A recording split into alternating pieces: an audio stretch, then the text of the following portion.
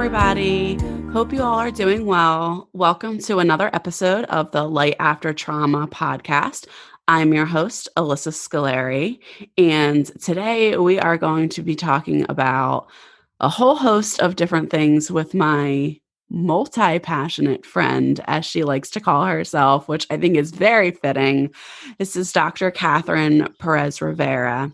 Dr. Katherine is a multi-passionate licensed psychologist in the state of New Jersey and a mind-body nutrition coach. She's the founder of the South Jersey Center for Psychological Services. Dr. Katherine works with children, teens, and adults. She provides individual therapy, couples therapy, marriage counseling, and family therapy. She also conducts comprehensive psychological and parenting capacity evaluations. As part of Dr. Katherine's PhD in clinical psychology program at the University of Alabama, she was formally trained in providing all of her services in English as well as her native language, Spanish. And there is so much more to this wonderful woman that we are going to get into. So hello, Katherine. How are you? Hello, Alyssa. I'm doing wonderful. It's just so nice to be here with you. I haven't known you for that long, several months, but our relationship just seems to be so organic. Yes. Wonderful getting to know you. Yep, that's the exact word that I would use for it. Katherine and I met. Well, you had reached out to me, right? You had sent me an email. Yes, I did because of Noelle. Your beautiful Noelle. Oh, my beautiful Noelle. Who we were just saying right before we started recording, I may be firing her from the role as therapy dog.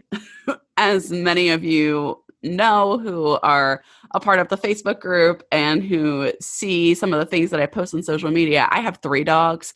I have another Australian Shepherd who's a year younger than Noelle. His name is Bentley.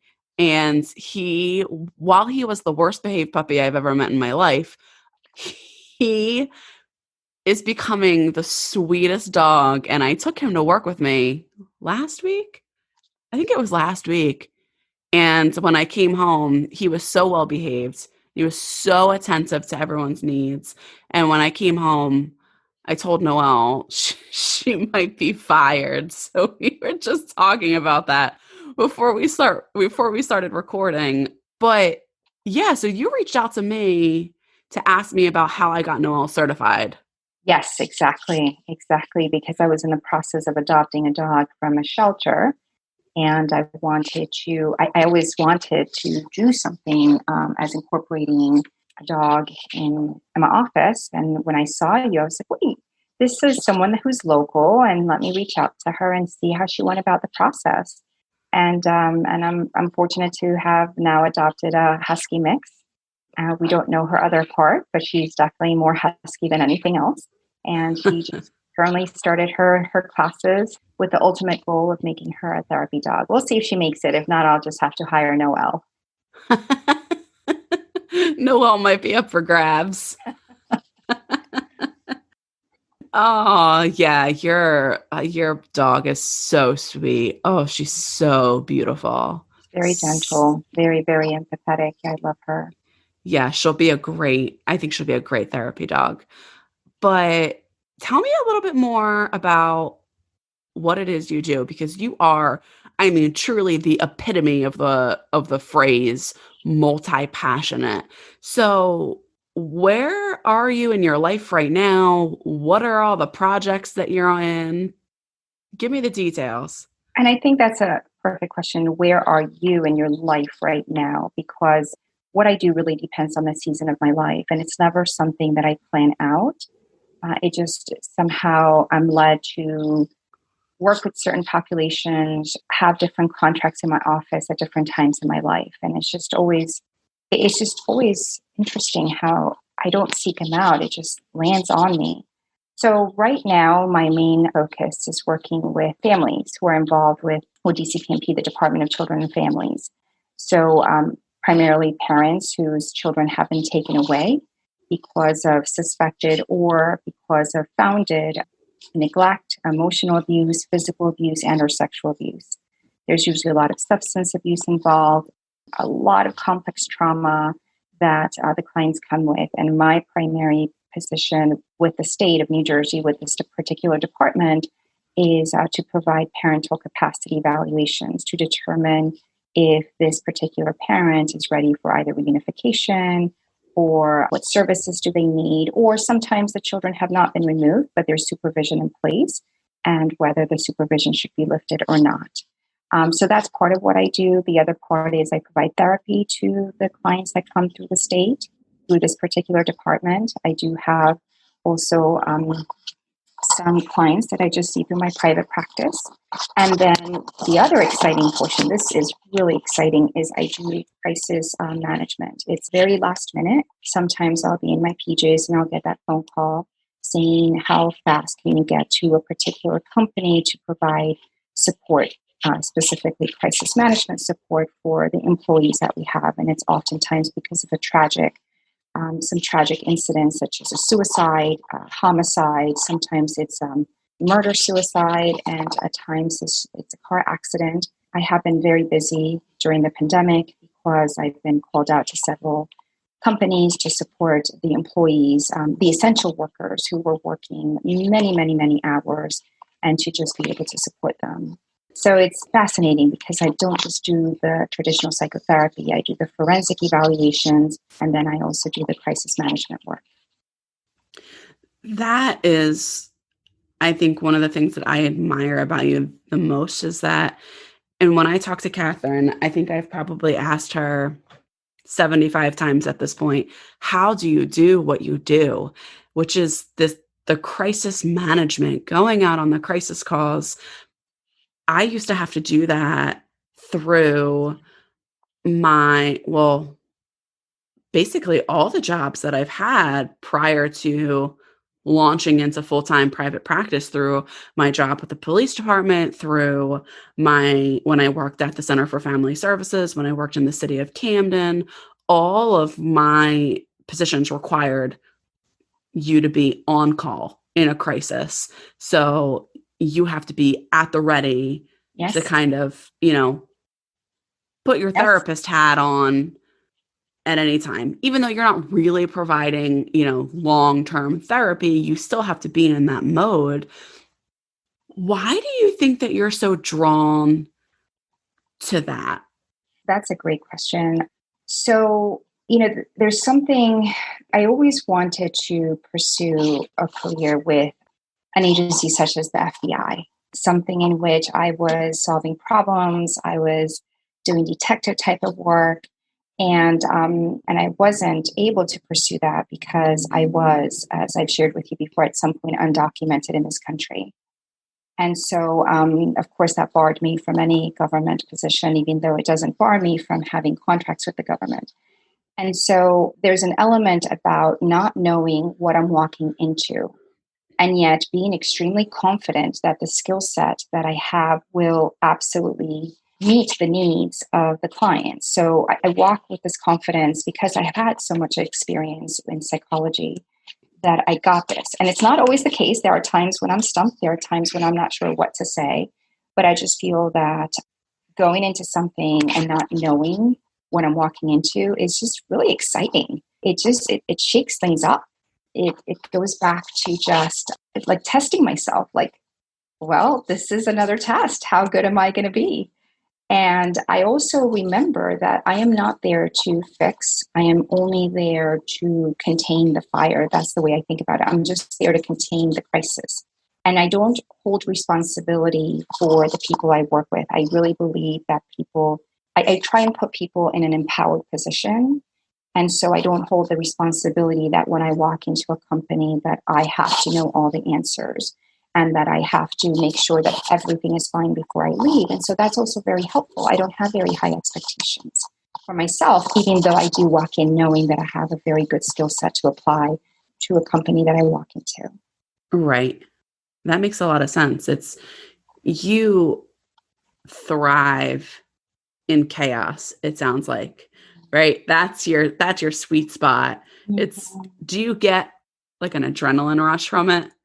I do, Alyssa, I do. And in fact, there was a time when I was teaching quite a number of indoor cycling classes and also running my private practice and also doing crisis management. And Whew. so I remember a few times I was getting off the bike, just saying goodbye to the writers, and I would get that phone call and say, "How soon can you be there? There's been a homicide." And I always had a change of clothes in my car, my earrings, my accessories, my shoes. And I'd be running out to the car and I'd be grabbing it and see as soon as possible, how soon can I shower, rinse off, how soon can I get dressed, how soon can I get in the car? And it was just something fascinating, like just experience of this hero life. Even though I don't see myself as a hero in any way, I just felt like I'm being called to do this. Both I'm technically being called, but I'm also being called to serve in this way, very differently than I had been. I've been doing this for about 3 years, the crisis management component in my practice. And I just feel like I should have been doing this for a lot longer. Why didn't I start this until 3 years ago? So it is something about that. It is very chaotic when I get that phone call, and I always have to be ready. And I am ready. It just really feeds into my self-esteem. It just really feeds into the fact that I'm pretty seasoned in the field. I'm pretty seasoned in that the way that I do things is very organized. And yet when I'm being called to do this, it tests me. Can you really pull it together? Alyssa, Yeah, the other I thing love too is that that. it's time limited. When I'm out in these sites, I know that it's time limited. And there's something also very refreshing about that. I love psychotherapy. I love long-term psychotherapy. And yet this is the other side of the coin. Maybe I'm at a company for 4 hours, maybe two, maybe 8 hours, and that's it. Now, during the pandemic, I was stationed at one company for 5 weeks and another company for 10 weeks. And that was 7 days a week for 5 weeks, 7 days a week for 10 weeks. And that was extremely unusual. But usually it's a very time limited experience that I have. And people go so deep in such a short amount of time. They talk about things that I would have never expected them to talk about. Some people reveal very traumatic childhood, traumatic experiences, relationships that they've had in the past or are currently in. And they know that they're never going to see me again. Yeah, it's so interesting that you say that because I remember, and I think that that's more about who you are as a person and speaks to the level of safety that you can provide people right off the bat, the level of emotional safety. I noticed that that was happening to me as well when I would go out on crisis calls. And that doesn't happen to everybody. After talking with my colleagues, not everybody pours their whole heart and soul out to you, knowing that they're never going to see you again.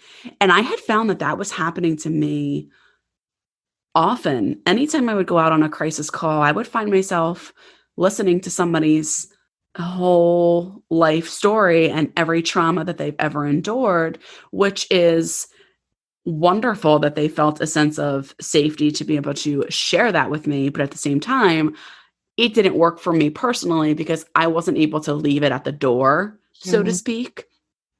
I would bring that home and go, okay, I'm never going to see that person again. And I was the container for 3 decades worth of trauma, and I don't know what to do with that.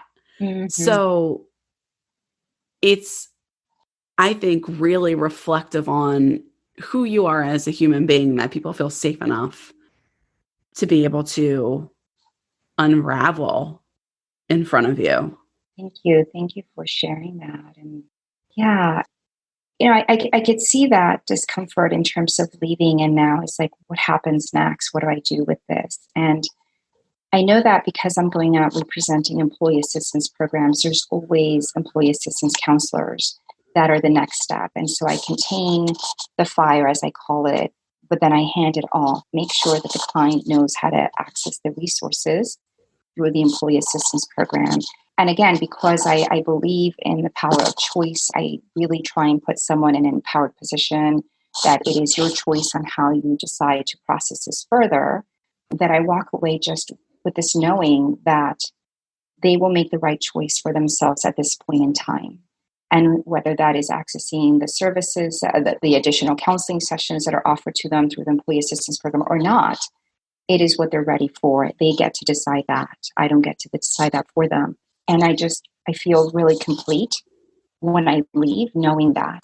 Right. I've at You least get to shared pass the something. torch, so to speak, Yes, and yes. have And them set up for help and whatever it is that they may need should they choose that. yes, and so that's the way that I pretty much brainwash myself into thinking they're good to go right now. I've done my end, and they know the next step to take, and it's their choice whether they take it or not. And if I didn't have that trust in human nature and the human choice and the human condition, I think I'd be a mess. Yeah. Like, oh my God, this is something that I have to, I have to meet up with them again. I have to get their phone number, call them, make sure they're okay.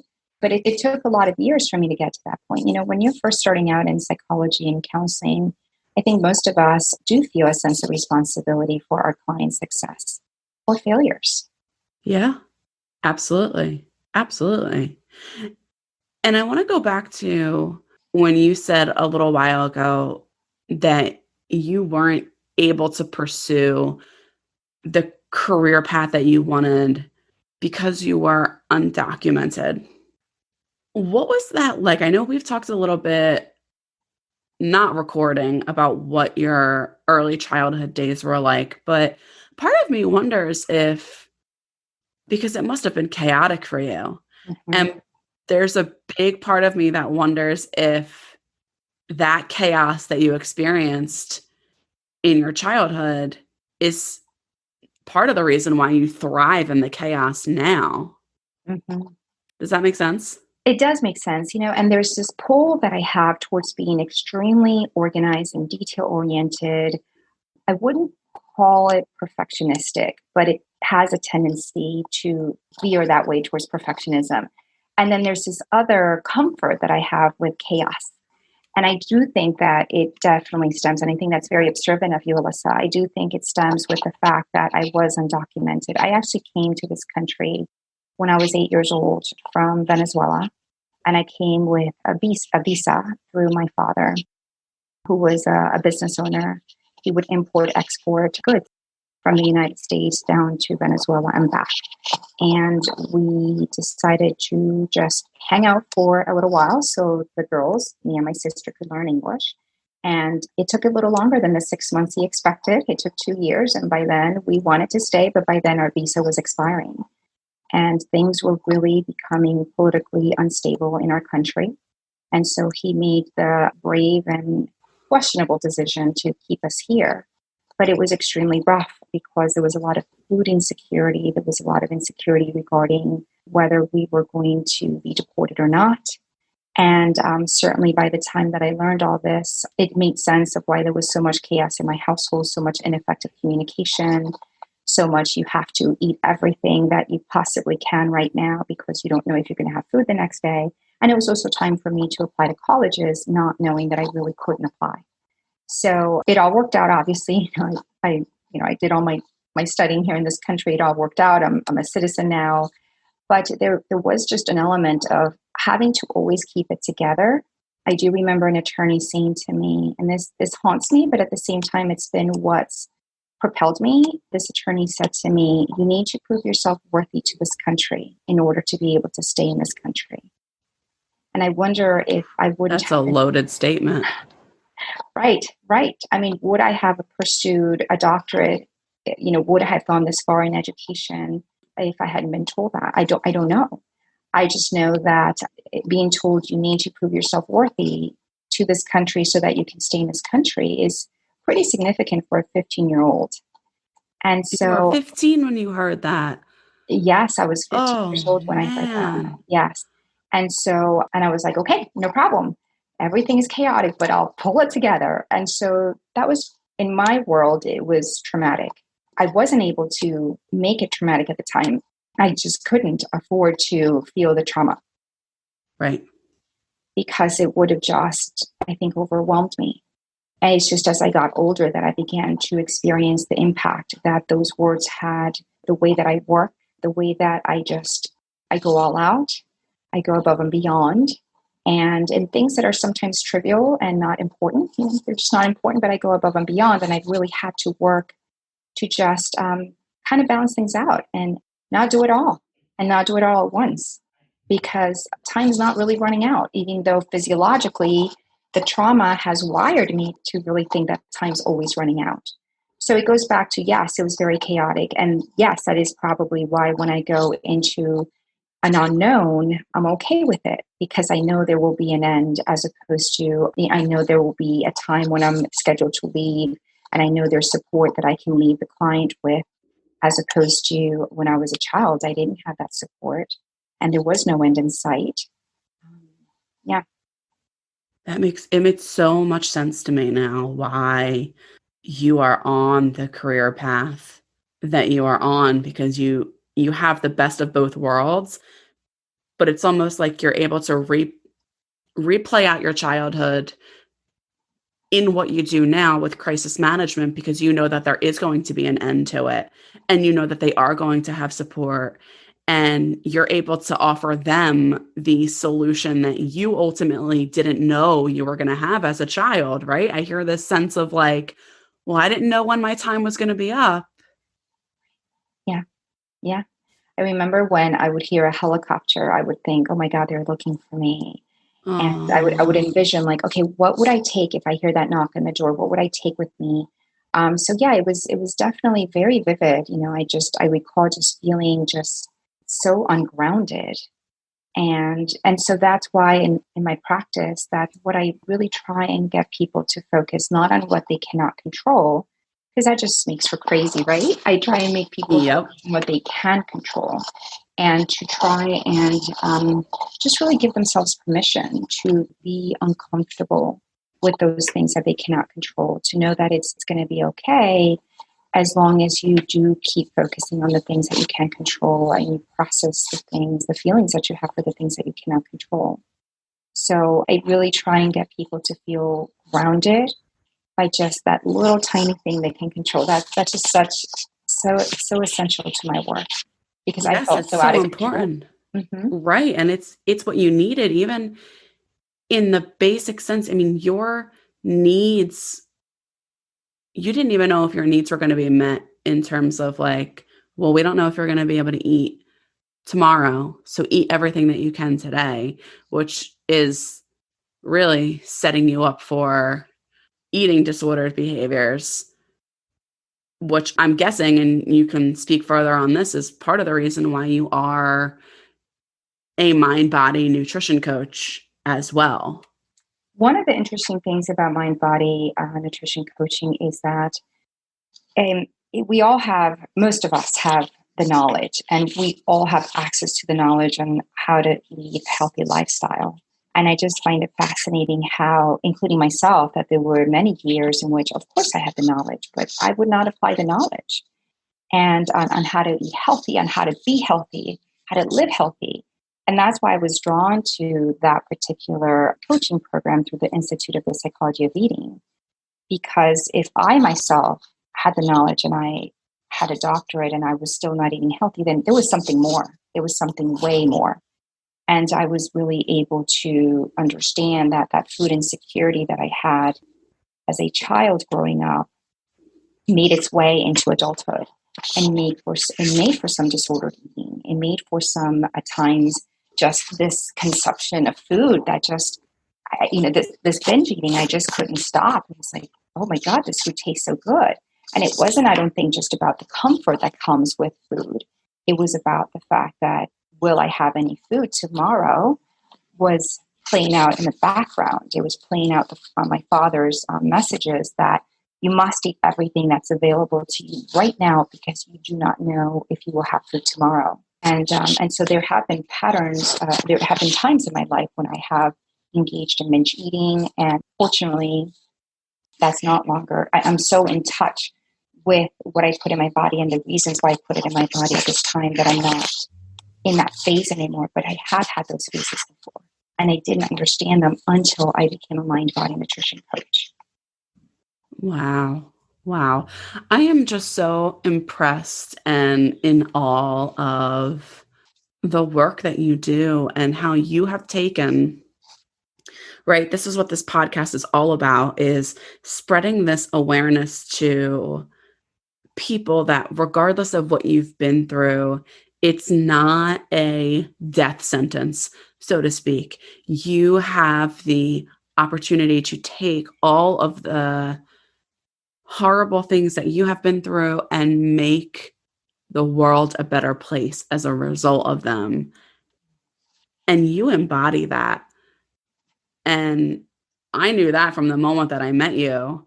So I am very honored that you are able to come on here and share your light to all of the listeners out there, because your story is one that needs to be told.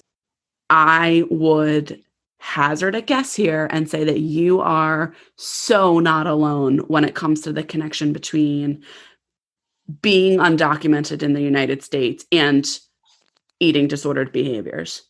Because it was, I'm sure it's always that thought of, well, when is my time up? Mm-hmm. Mm-hmm. And it's so very, very sad. But the fact that you're able to reflect on it and then help others to be more present focused and live in the moment on, okay, well, what can I control right now? It's amazing.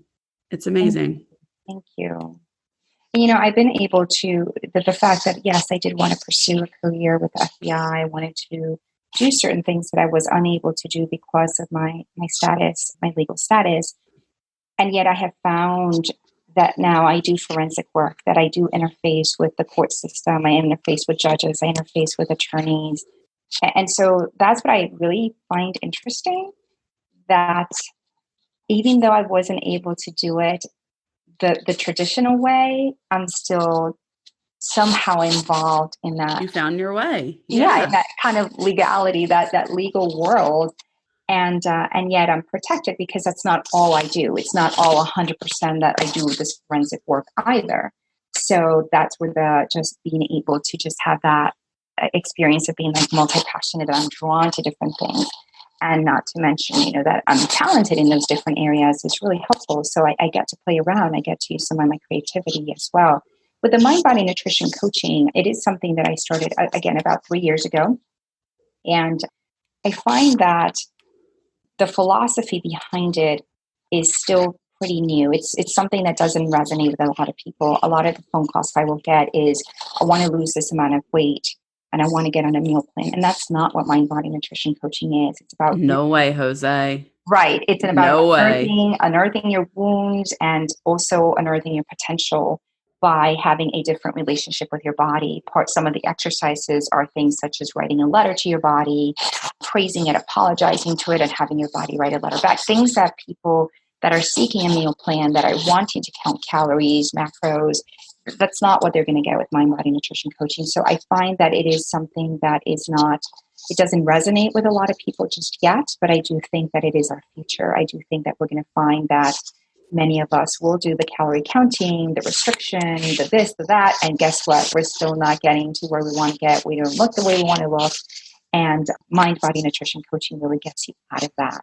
So I'm really looking forward to when everyone's knocking on everyone's door, not because they want meal plans or to track calories, but because they really want to slow down. They want to look into vitamin L, love, vitamin R, rest. They want to look into all of these other vitamins that are beyond the vitamins that you can buy at a pharmacy, to see how those things can really impact the way that you feel about yourself and bring food into the picture.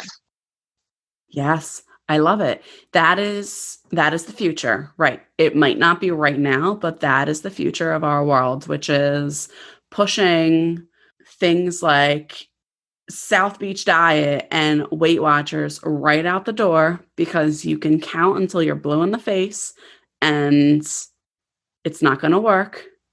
Sorry to disappoint those of you out there who don't know this, but diets do not work, nor have they ever worked. And people are now going to be knocking on doors, and instead of saying, help me to lose this weight, they're going to say, help me to figure out how I can intuitively eat.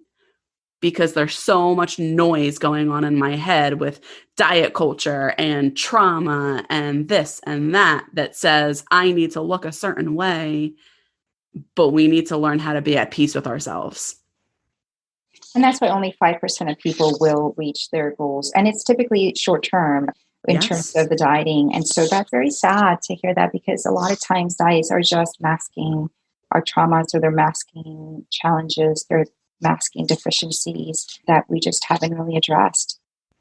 Absolutely. My chronic dieting was the way that I could avoid having to remember my abuse. So if I just focused on trying to control that number on the scale or trying to count the points in Weight Watchers, I mean, I could have been the poster child for Weight Watchers. And it all served a purpose, which was to mask the abuse that I had endured. And I believe that to be true for so many people who engage in that chronic dieting behavior. So, and not necessarily that it's abuse, but it's usually masking trauma of some sort. Chronic dieting serves a purpose. And the purpose really is never simply to lose weight. Yeah, yeah. And when I say about like working with people, and one of my primary goals is to get them to focus on what they can control. It's always things, for instance, like a conversation, like what can you control about not knowing what this person is thinking? Okay, well, you can ask them. It's never about numbers. It's never about this rigidity. It's typically very interpersonal. And when I work with people in the mind-body nutrition coaching area, and I try to get them to focus on what they control, it's never about the number on the scale. And I do find that most people are so focused. People sometimes will weigh themselves several times a day. And Oh, yeah, I did that. If I didn't like the number, I right. would step Yeah. back off, step back on. If I still didn't like the number, I'd be like, all right, well, what if I take my hair tie out? Maybe my hair tie is adding that extra ounce. Yeah. Yeah. And I was there a few times too. I was absolutely there a few times. Like, oh, let me take my glasses off. Yeah. I did that too. Oh, man. Yeah. Now I have contacts, so but yeah, and I remember that with the Institute for the Psychology of Eating, where I did my studying for the mind body nutrition coaching, that they have you go on a 2-month no diet. So for 2 months, you're to just eat anything you want, and you're also to smash your scale. You take a hammer and you smash your scale. Yes. That's part of it. So I love it. Because it's about really reconnecting to you, to your body, as opposed to these external triggers for many. Yep.